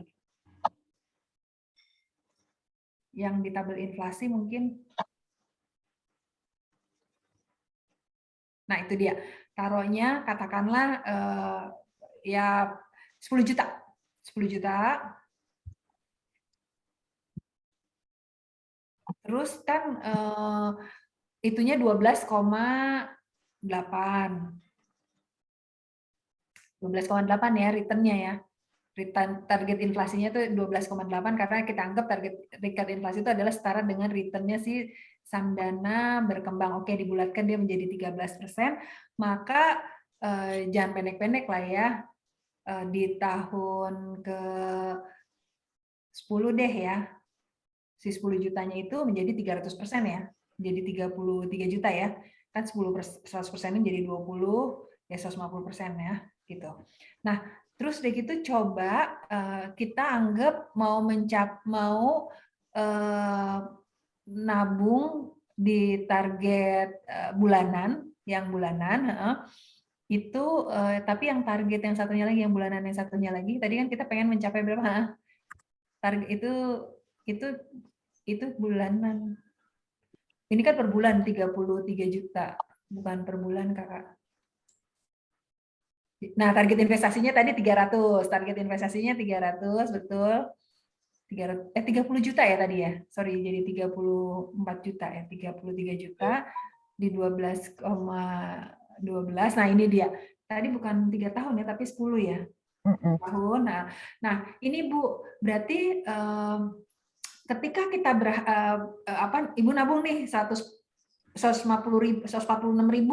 di bulan pertama. Bulan kedua tuh pasti nilainya gedean, Bu. Nggak mungkin NAV-nya misalnya tadinya 100. Nah, di bulan kedua NAV-nya demi tercapai 12% ini atau demi tercapai 33,9 juta dalam waktu 10 tahun, si 146.000 bulan Januari dengan pas nabung di bulan, katakanlah di bulan Juni, itu bisa jadi yang pertama 1.000, yang di bulan Juni menjadi 1.060 gitu loh. Karena kalau mau menjadi 12% per tahun, kan logikanya dari 1.000 menjadi 1.120. Nah, itu dalam perjalanan tiap bulannya berbeda. Cuman emang nggak selinier itu ya, nggak selinier itu fluktuasi, dia bisa nanti naik, bisa turun. Nah, karena kita tahu tidak linier dan bisa naik, bisa turun, maka ketika tujuannya panjang, dan terutama ketika kita tahu bahwa ini masih ada waktu saya untuk, atau ini adalah menjadi momen saya untuk nabung, melihat market turun itu hunger untuk masuk. Itu yang saya rasakan dan saya lihat, dan juga yang berhasil gitu ya di dalam berinvestasi, mereka punya state atau frame of thinking-nya seperti itu. Ketika market turun bukan menjadi takut, malah Bu Nita, kalian udah mulai saatnya masuk belum? Udah saatnya masuk belum? Terus kita tanya-tanya deh nih sama tim investment untuk dilihat ini udah support belum ya? Oh belum. Kalau sekarang belum, coba lihat minggu depan karena malam ini nih adalah pengumuman The Fed untuk naikin suku bunga. Nah, ini akan berimbas kepada mungkin suku bunga Bank Indonesia juga akan meningkat. Ditambah ada sedikit keramaian tentang kenaikan harga BBM, inflasi di luar negeri, sehingga itu akan mempengaruhi pasar modal Indonesia juga lah gitu ya. Nah, mungkin ketika market koreksi itu yang mulai masuk ya. Cuman kan ada tuh yang nggak sabar, ya boleh masuknya 20% dulu gitu Bu. Jadi pada intinya kenapa NAB-nya begitu? Memang secara strukturnya kan seperti itu. Mungkin Kak Dian mau nambahin? Iya, udah cukup sih yang tadi Mbak Nita udah. Ya, apakah itu cukup atau silakan Bu kalau misalnya saya kurang jelas gitu menjelaskannya, ditanyakan lagi. Ini ada pertanyaan lagi dari Pak Kamal. Ya. Misalnya uang masuk SD sekarang 15 juta dan saya berencana untuk nabung dana masuk SMP dan SMA dengan tingkat inflasi 7%. Saya harus nabung berapa ya? Nah, ini mungkin kan ada kalkulator tadi itu, Bu Nita. Ya, 15 juta saat ini. Ya, 15 juta saat ini, tapi baru masuk 7 tahun lagi, 6 tahun lagi. Ya, masuk SMP 6 tahun. 6 tahun, terus inflasi dianggap 7% ya. Oke, Kakak Dian berarti yang pertama di level inflasi 15% dengan 7%, 6 tahun lagi betul di 22,5 juta. Ya kita bikinnya 23 juta aja ya. 23 juta terus kebulanan. Kalau 6 tahun bisa di Samdana Berkembang. 20 berapa tadi? 23 juta. 23 juta aja bulan. 23 juta di Samdana Berkembang selama 7 tahun. 6 tahun ya? 6 tahun berarti kita taruhnya nggak 12% ya? Jangan anggap ya begitu ya Pak. Kenapa saya bilang nggak naro 12%? Karena kita memperhitungkan resikonya. Terus ya berarti ini di bawah inflasi. This is part of ikhtiarnya kita daripada kita taruh di tabungan, gitu kan? Iya. Sekarang siapa yang mau bikin mau kasih gitu loh untuk 6%-nya. Di tabungan mah cuma 0, sekian, di deposito nggak bisa, cuma angka 260.000 per bulan. Kan gitu ya. Dan 260.000 per bulan, which is itu setara 3 juta setahun, ini bisa sangat fleksibel nih buat di reksadana.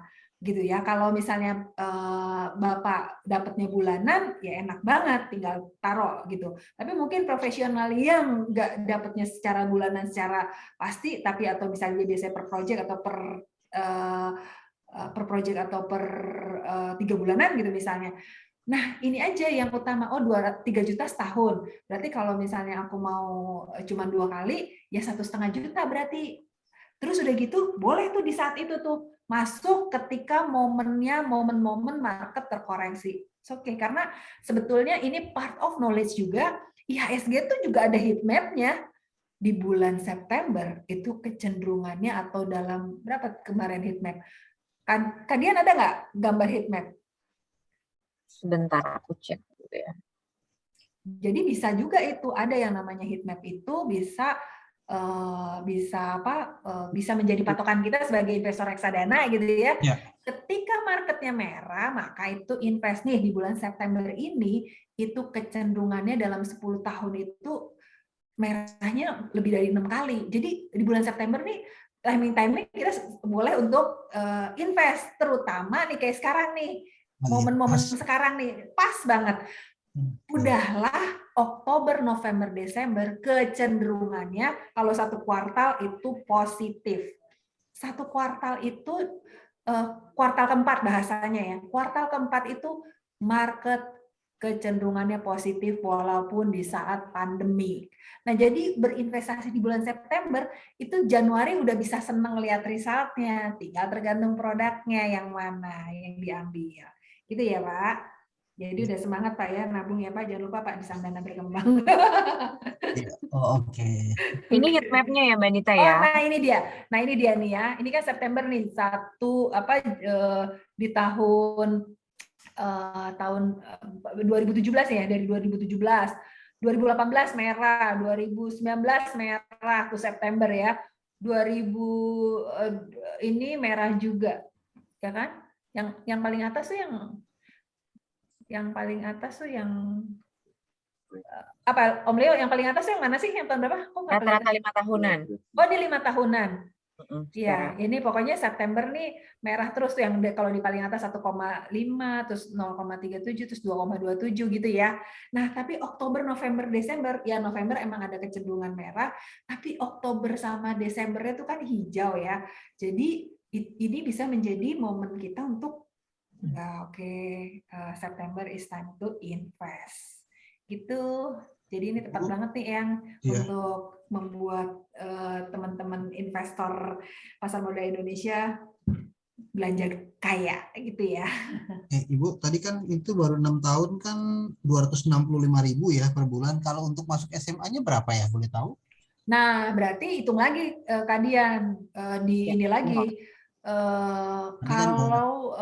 Kalau saat ini 15 juta berarti ini kan tadi masuk SMP ya, masuk SMA 9 tahun. Jadi 9 tahun ya. 9 tahunnya itu di 27. Ya jadi 28 lah, 28 ya. Nah, 28 karena 9 tahun ya berarti ya. Karena 9 tahun mungkin return ya, betul. Returnnya bisa di 8, 9. Sorry, 8, 9 tahun ya. Nah, itu artinya yang tadi 250 plus 180 gitu ya. 2, 4, berarti 450 ribuan per bulan ya. Iya, betul sekali. Nah, 450 ribuan ini kan tadi kan target returnnya 8 dan 6. Itu boleh gini, boleh ini targetnya 8 dan 6. Ini boleh akhirnya masuk 50% di reksadana campuran, terus 50%-nya lagi di reksadana pendapatan tetap. Boleh gitu. Nah, jadi yang si reksadana pendapatan tetap, itu kan tadi targetnya 6 ya. Sementara reksadana pendapatan kita tetap kita si sukuk, itu 7 tahun, 3 tahunan. Per 3 tahunan itu mesti 21%. 3 tahun per 3 tahunnya ya. Ini produknya Samsukuk itu udah dari tahun 2010, berarti udah punya kinerja 12 tahun. 2010 ke 2013, 2013 ke 2016, atau 2011 ke 2014, gitu loh ya. Secara continuity-nya itu per 3 tahunnya itu dia memberikan return 7%. 7%. Kalaupun lewat-lewat, paling lewatnya cuma butuh sebulan atau 2 bulan gitu loh. Misalnya pasarnya saat itu koreksi sehingga akhirnya bukan 21 tapi hanya 20%. Nah itu dalam 2 bulannya, kalau udah 3 tahun sih kekejar lagi. Itu secara historicalnya. Jadi pilihannya bisa samsukuk. Samsukuk tuh artinya untuk benar-benar untuk mencapai si anak SMP kan tadi kan targetnya cuma 6, sementara dia memberikan returnnya 7, berarti lebih besar kan. Terus begitu target yang keduanya cuma 8 di sini. Artinya dengan 8%, nabung 176% tuh tercapai, tapi si CAGR-nya si Samdana Berkembang 12. Gitu ya. Ya, CAGR itu kan kompon average ya gitu ya. Iya, betul. Jadi pilihannya dengan budget 450 itu bisa di Samsukuk plus Samdana Berkembang, dengan besarannya tinggal disesuaikan. Oke, makasih Bu.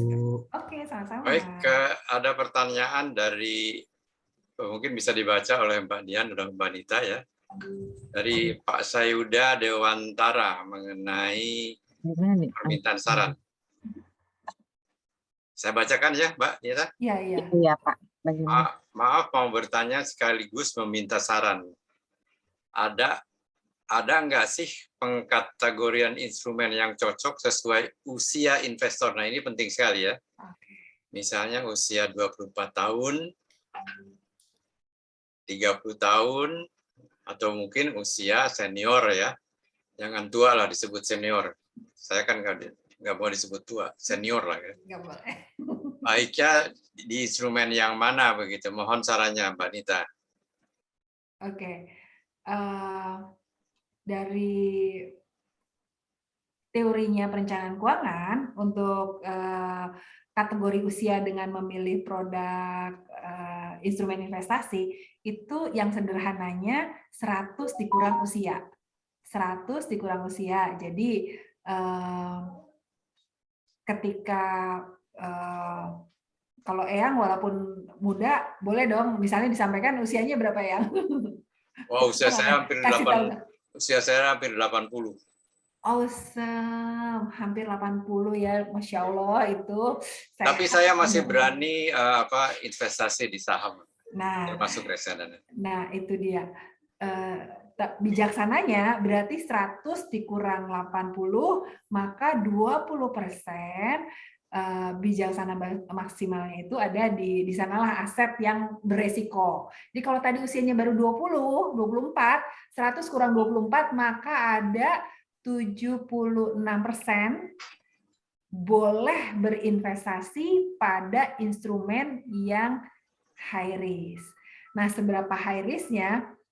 Personal planning is very personal gitu ya. Itu sangat dikembalikan kembali seperti apa. Dan reksadana tuh banyak banget pilihannya ya. Ada reksadana saham yang agresif, alpha fund, sektoral gitu tuh sangat banyak. Tinggal nanti disesuaikan, dibicarakan aja dengan marketingnya sih. Gitu sih Eyang Ratman menurut saya. Baik, kalau saya mempelajari lagi ya, formula 100 itu sudah bisa adjust dengan perkembangan teknologi dibandingkan dengan usia dan lain-lain ya. Sehingga saat ini meskipun dia senior bisa saja berinvestasi di instrumen yang lebih berisiko gitu. Karena kan high risk high return ya. Betul. Risikonya tinggi.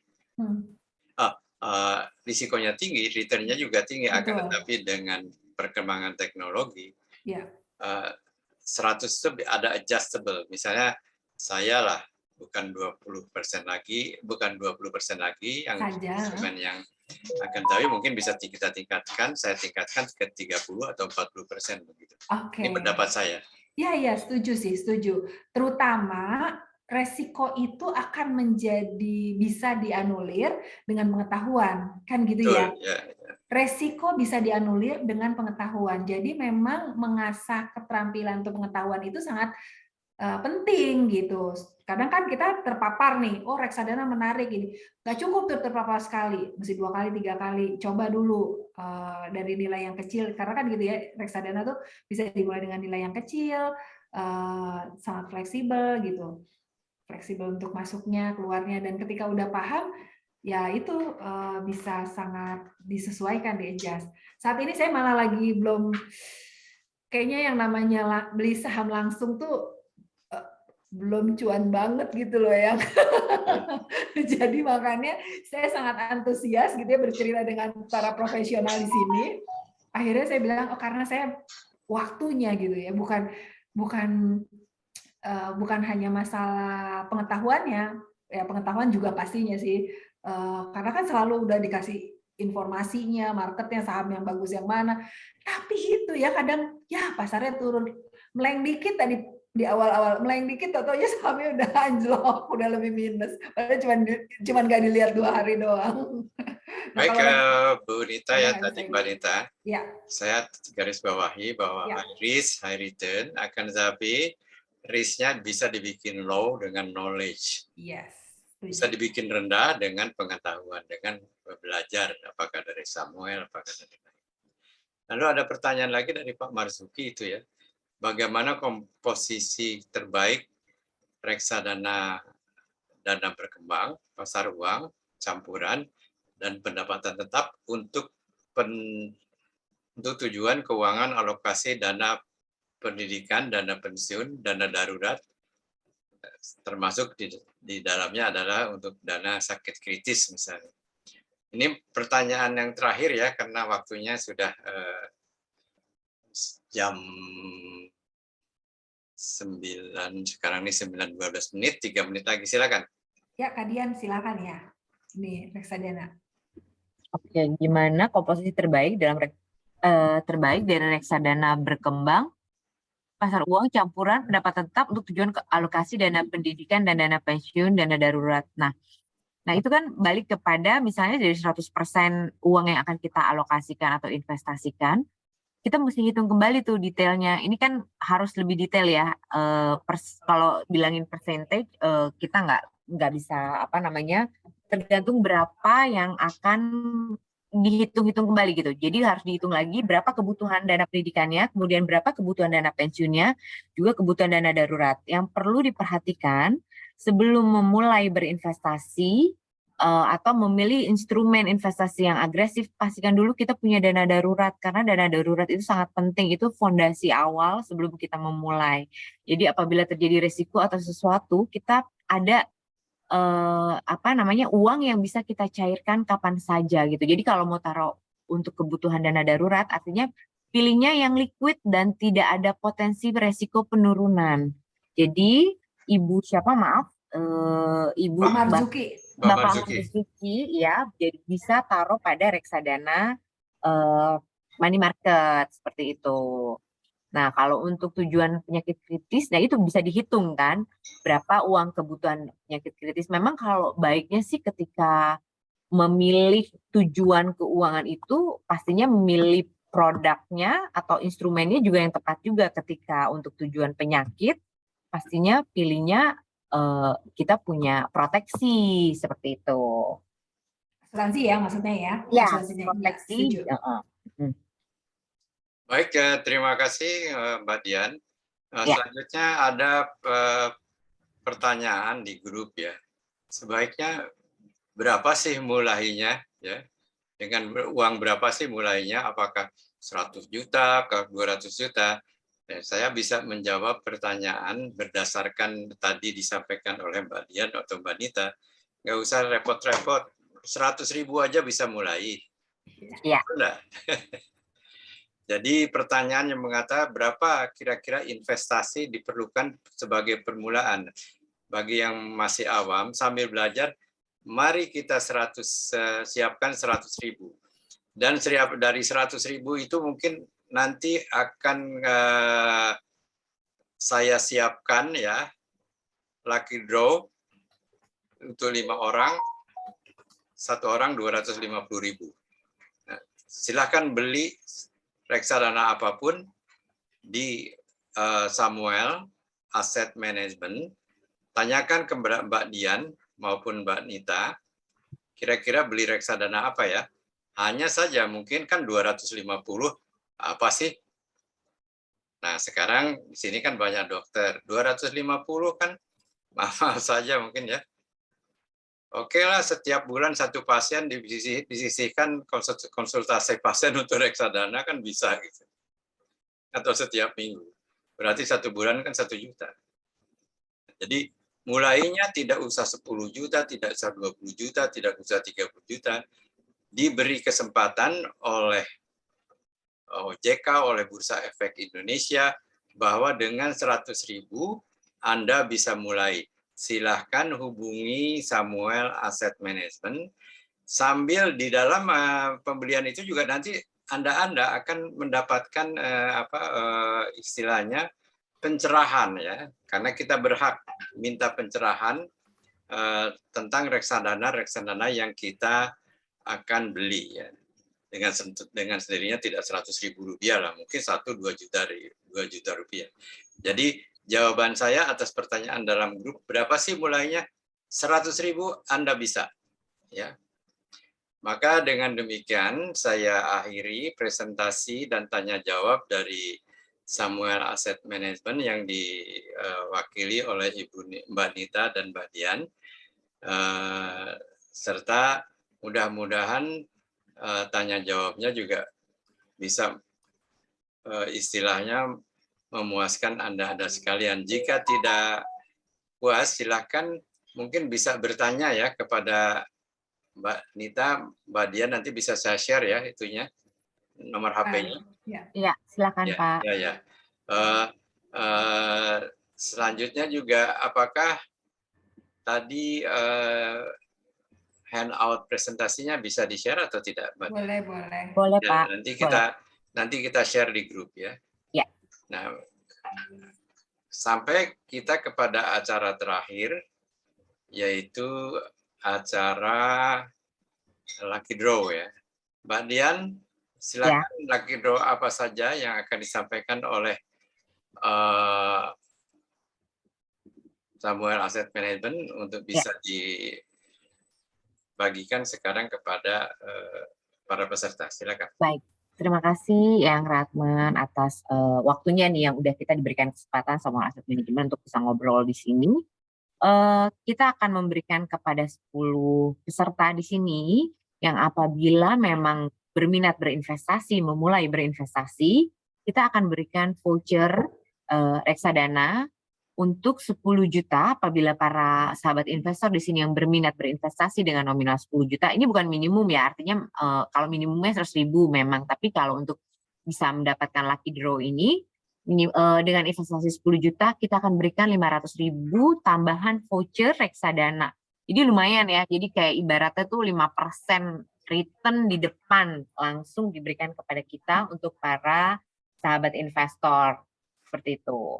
Boleh beberapa produk ya Kak Dian ya, 10 juta. Boleh pilih, jadi nanti boleh di split nih, misalnya saya mau campuran saham, terus ada money marketnya gitu, itu boleh gitu. Nah, saya mau tambahkan ya. Contohnya, kalau masuk deposito 10 juta itu 1 tahun kan hanya dapat 250.000, betul nggak? Iya. Ini langsung dapat 500.000. Nah, 500.000. Iya, silakan. Hanya satu, kan ada risknya ya. Tapi risknya itu kita bisa nanti terangkan di grup lah bagaimana. Baik, saya kira mari kepada untuk 10 peserta ya. Iya. Nanti bisa dijelaskan. Nanti misalnya kalau peserta beli reksadana dari reksadana produk apapun dari Samuel Asset Management 10 juta, Anda langsung dapat gain, dapat keuntungan 5%. Karena menjadi 10.500.000. Saya kira demikian ya, Mbak. Ya, betul. Oke, kalau sudah baik, kita sekarang kita putar. Ini sudah saya masukkan nama-nama yang ada di ada dari sana. Ininya apa? Staffnya dari Samuel Asset Management untuk mencatat pemenang. Iya. Oke. Ya, mohon dicatat ya. Nanti menghubungi Samuel Asset Management yang pemenangnya.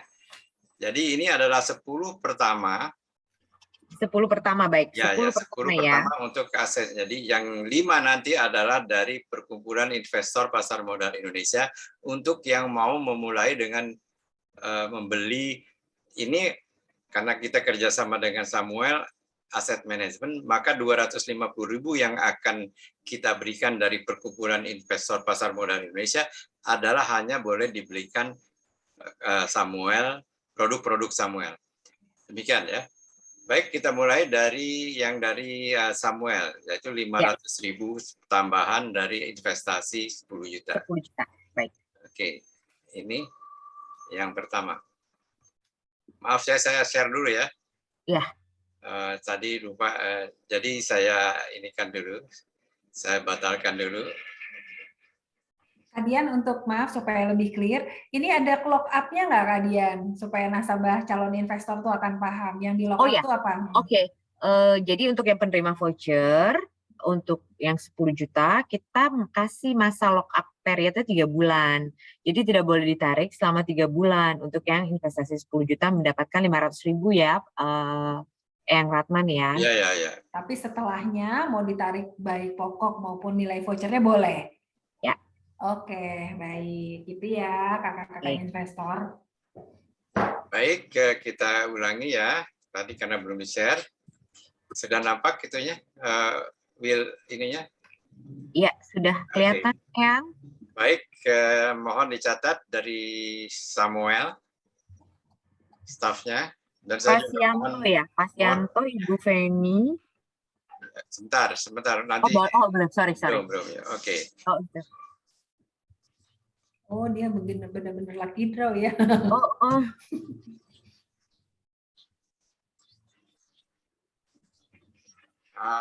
Menang pertama adalah Pak Arman. Saya mohon, karena yang daftar itu tadi hanya kira-kira 77 orang. Di sini ada 130 yang ikut lucky draw. Jadi ada yang tidak hadir. Yang hadir saja yang boleh dapat ya. Pak Arman ada? Mohon dijawaban.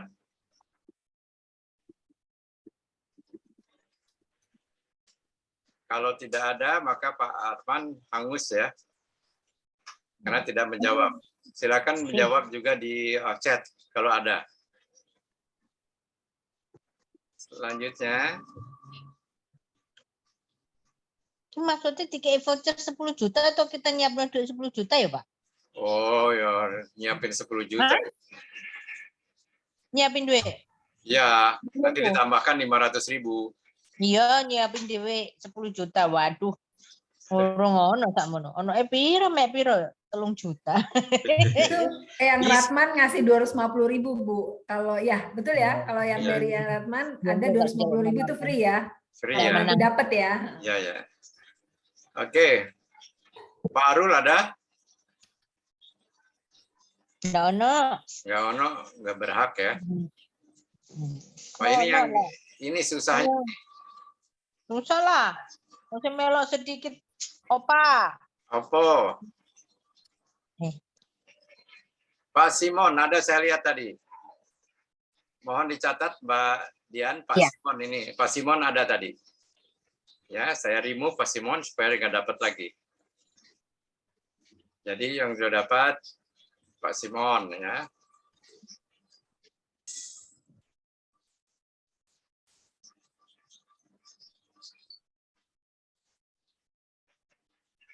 Pak Rudi Tamtama tadi saya lihat ada. Jadi nomor 2 dari Samuel adalah Pak Rudi Tamtama.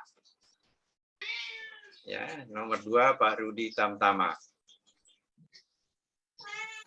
Selanjutnya pemenang ketiganya adalah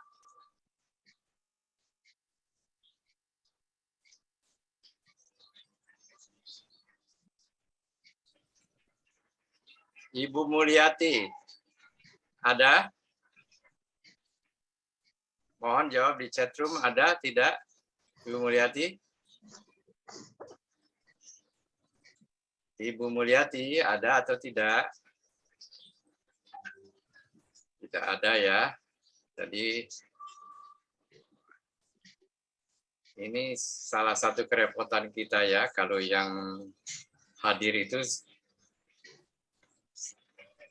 Ibu Siani ada. Silakan Ibu Siani nomor 3.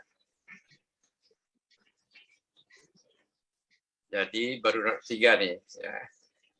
Mohon dicatat Mbak Dian ya, baru 3 orang.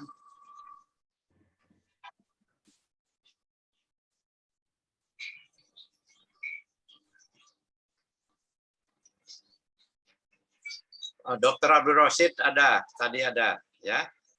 Silakan dicatat. Dr. Abdul Roshid.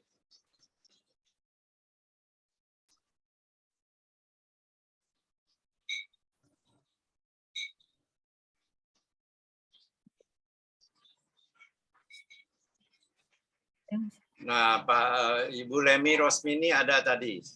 Mohon dicatat yang keberapa nih Bu Dian? Kelima ya? Kelima, Pak. Iya. Ya. Oke. Yang keenam.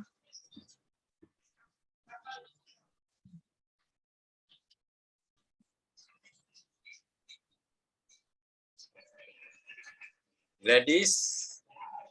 Ada tidak Gladys? Mohon kalau ada buka di unmute bisa. Ada Gladys nggak? Tidak ada jawaban. Hangus. Ya, Gladys tidak dapat. Tidak ada orangnya.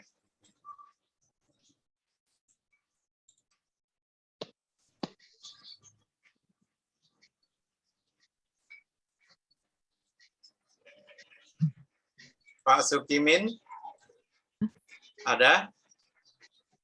Silakan menjawab. Berarti tidak hadir. Berarti tidak hadir juga ya. Kita langsung aja cepet-cepet deh.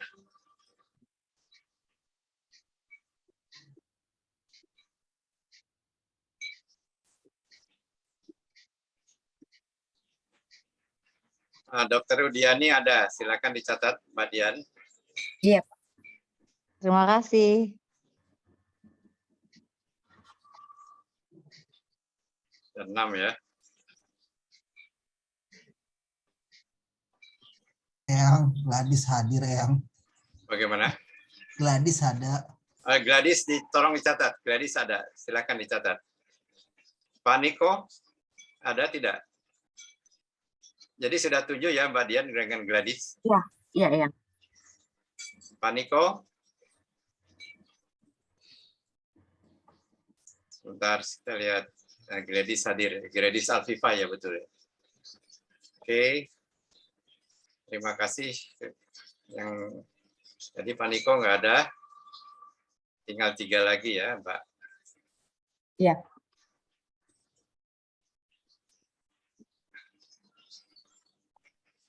Ada. Dr. Johnny Felix Gosianto ada. Ya. Dr. Johnny Felix Gosianyo. Iya. 8 ya, ada.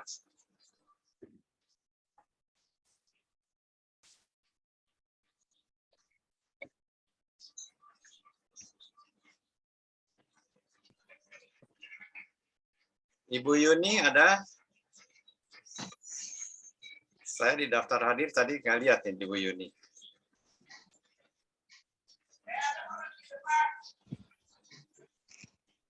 Ibu Yuni tidak ada, kita ganti istilahnya obi, hangus.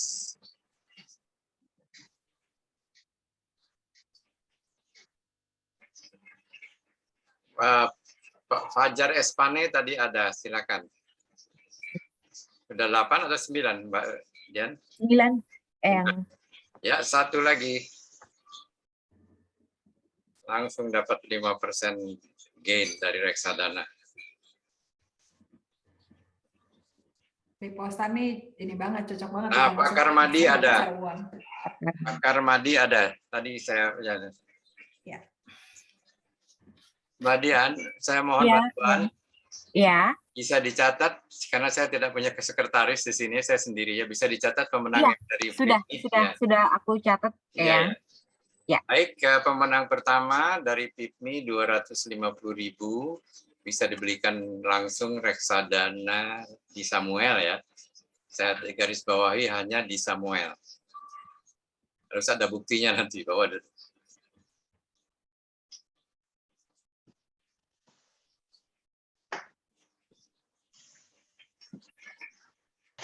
Bu Maria ada? Mohon menjawab Ibu Maria. Tidak ada ya. Jadi 250.000 tanpa perlu ada komitmen investasi nilai berapapun ya Yang ya? Ya, tanpa komitmen, pokoknya beli berapa aja, akan tetapi beli dulu. Ya. Pakai uang sendiri dulu, misalnya 250, nanti di 100.000 minimal. Ya, 100.000 minimal. Lalu itu ke saya nanti disampaikan bahwa saya sudah beli misalnya saham Dana Berkembang 250.000. Nanti saya transfer ke yang bersangkutan. Tetapi harus reksadana dari Samuel.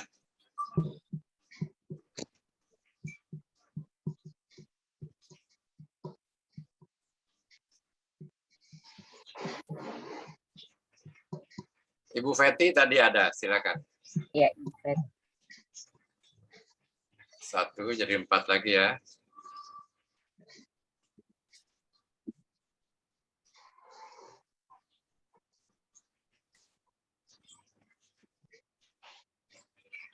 Elias Setiawan ada tadi. Elias Setiawan. Jadi tinggal 3.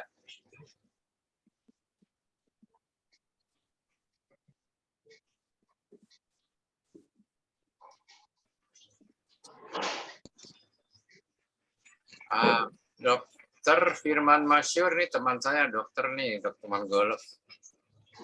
Pak Firman Masyur. Ya.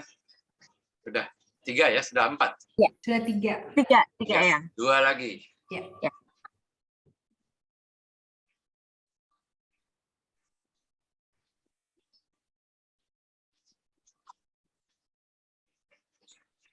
Gary ada.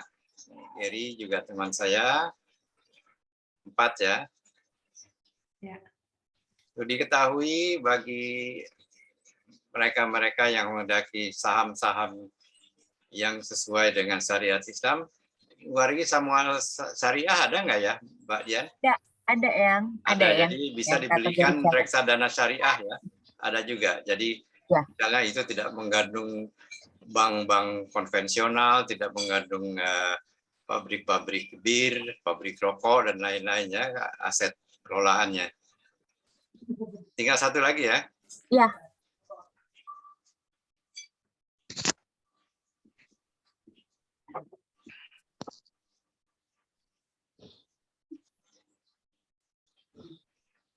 Bu Jenny tadi ada. Ya. Saya kan. Ya. Baik, saya kira selesai. Mohon nanti Mbak Dian menyampaikan daftarnya ke saya untuk saya umumkan di grup ya. Siap, ya. Dan follow up selanjutnya agar menghubungi saya dan Ibu Mbak Dian nanti. Baik. Baik, terima kasih. Saya ucapkan juga kepada Mbak Gita dan Mbak Dian yang telah memberikan presentasinya, memberikan pencerahan kepada komunitas dokter dari ini, mereka dokter functional medicine ya, dari dan kepada anggota-anggota kami dari PIPMI. Demikian juga saya ucapkan kepada member-member functional medicine dokter yang telah mengikuti acara ini dan member-member PIPMI yang telah mengikuti acara ini. Dengan demikian, terima kasih Om. Saya stop share saya dan saya akan tutup acara ini. Silakan dapat meninggalkan tempat. Terima kasih. Terima kasih Om. Selamat malam semua. Ya. Terima kasih Eyang. Terima kasih. Terima kasih Eyang. Terima kasih. Terima kasih Pak Ratma. Terima kasih Terima kasih Pak Aliani. Terima kasih. Terima kasih. Ya. Terima kasih. Terima kasih Eyang. Good Terima night. kasih Pak Aliani. Apa kabar Pak Aliani? Baik Yang. Baik, Eyang. Sehat selalu ya. Pak Heri, terima kasih. Terima kasih Yang. Terima Teman-teman kasih. semua, terima kasih. Ya. Terima kasih. Joni, terima kasih. Terima kasih. Terima kasih Bu Dian. Ya. Terima kasih Terima kasih Pak Pak Pinggala. semua. kasih, Terima ya. kasih, terima kasih banyak. Terima kasih. Terima kasih Bu semua. Siani juga. dulu. Ya. Oke. Jadi saya stop sampai di sini ya. Selamat malam. Selamat malam Eyang. Terima Malam kasih. ya. Ya, Terima oke. kasih. Terima Selamat malam. kasih. Malam.